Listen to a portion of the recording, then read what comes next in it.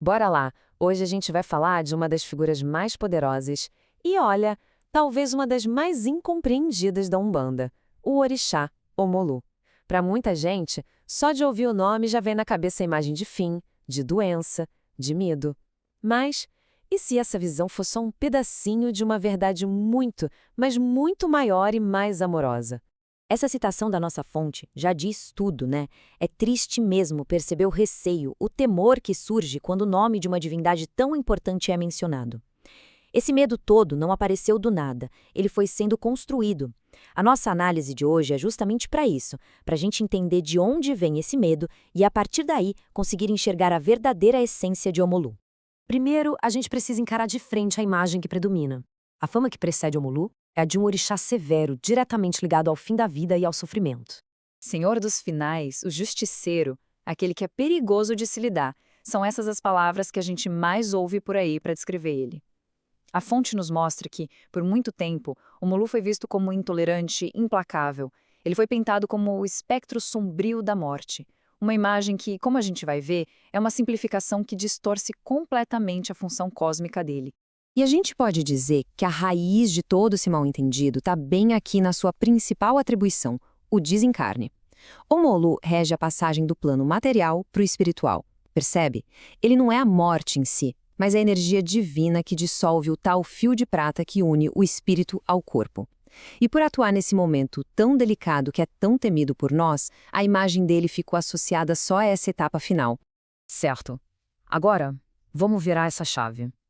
Porque por trás dessa máscara toda de medo, a nossa fonte revela uma divindade movida por um sentimento que é o completo oposto disso. E aqui que vem a grande revelação. Aquele que era visto como um punidor é, na verdade, a própria caridade divina em ação. A missão dele não é castigar, mas sim amparar os espíritos que caíram, aqueles que se perderam nos próprios vícios. Ele se dedica a eles por puro amor, consagrando a existência dele a essa proteção.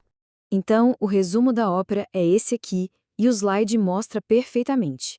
De um lado, o mito, um juiz que pune e castiga. Do outro, a realidade, um guardião divino que guia e protege. A força temida da morte se revela, no fim das contas, como uma força de amor e de caridade. É uma mudança total de perspectiva.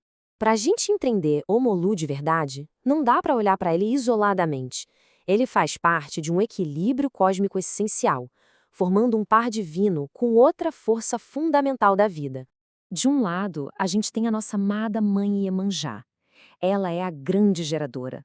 A irradiação divina dela estimula a criação, a expansão, o nascimento de tudo. Filhos, claro, mas também ideias, projetos, sentimentos. Ela é o puro movimento da vida seguindo em frente. E é aqui que entra Omolu, como par complementar dela. Se Iemanjá gera, Omolu estabiliza. A função dele é paralisar tudo aquilo que atenta contra a vida, tudo que desvirtua os atos de criação. Ele é o freio necessário que garante que a criação não se corrompa. E essa é a sacada principal. A ação de Omolu de paralisar não é um ato de destruição, mas de proteção. Quando uma ação nossa pode nos prejudicar ou prejudicar outras pessoas, a irradiação dele entra em cena para nos paralisar, para nos defender de nós mesmos e preservar o princípio da vida. Mas não para por aí. Essa ideia de proteção vai ainda mais fundo. A função de Omolu vai muito além de só paralisar o que é negativo. Ela se manifesta de forma ativa como cura. Pois é. Se o lado que a gente costuma ver foi transformado nessa ideia de punição, o verdadeiro polo positivo dele é a cura. A fonte o descreve como o orixá curador por excelência divina, e ele não lida só com o corpo físico, mas principalmente com as feridas da alma. E como essa cura acontece? Bom, ele acolhe os espíritos que se feriram com o próprio egoísmo e ampara eles até que eles consigam se curar. Mas a ação dele também chega até nós aqui no plano material. Quando estamos doentes, podemos orar a ele. A energia dele pode atuar no nosso corpo energético e, de um jeito bem prático, nos guiar até o profissional de saúde certo e ao tratamento correto para nossa cura física. E agora, a coisa fica ainda mais profunda e fascinante. Omolu não é uma entidade única, fechada em si mesma. Ele se manifesta como um mistério que se desdobra em 7. Para a gente entender isso, precisamos falar rapidinho das 7 linhas de Umbanda. Elas são como 7 sentidos fundamentais da vida, os pilares da criação: a fé, o amor, o conhecimento, a justiça, a lei, a evolução e a geração. Cada linha dessas é um campo de força divina. E é aqui que o queixo cai. Não existe um Omolu, mas sim 7. Cada um deles atua como um guardião em uma dessas 7 linhas, trabalhando para paralisar tudo que corrompe aquele princípio específico da vida. Vamos pegar um exemplo para ficar fácil. Na linha da fé, que é regida por Oxalá, atua o Tatá Omolu cristalino.